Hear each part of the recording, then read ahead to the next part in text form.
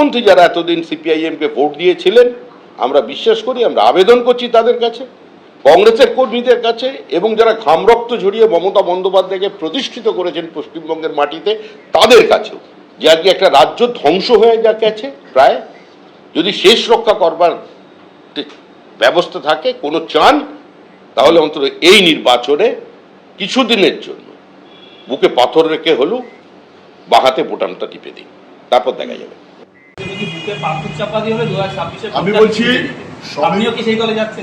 শ্রমিক ভট্টাচার্য নাকি বলেছে নাকি যে বুকে পাথর চেপেও যেন সিপিএম এর লোকরা বিজেপিকে ভোট দেয়। আমি বলছি এটা বলার আগে বুকে পাথর চেপে ও বিজেপির নেতাদের বলুন যে বিজেপির টিকিটে এমএলএ হওয়া বিজেপির নেতারা তৃণমূলে এত না যায়।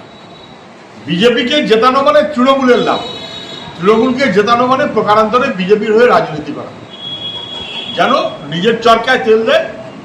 বামপন্থী খামপন্থী এসব নিয়ে কথা বলার ধক শ্রমিক ভট্টাচার্যদের নেই। ভালো, আপনাদের শূন্য বলে কটক করা হয় 5% ভোট, তারপর আপনাদের ভোটটাই দরকার। ভালো, আপনাদের ভোটটাই দরকার। আমরা শূন্য, কিন্তু এই শূন্যতে ওদের বড় বিড়ম্বনা। সেই কারণে রোজই নানান রকম কথা বলে, এই ভোট ওদের চাই, এই অমুক ওদের চাই, এই তমুক ওদের চাই। এগুলো কেন চাই? বিজেপি করবে তৃণমূলকে সাহায্য করার জন্য, তৃণমূল করবে বিজেপিকে সাহায্য করার জন্য। বাংলার মানুষ কার কখন কি সংখ্যা আছে বদলে যাবে।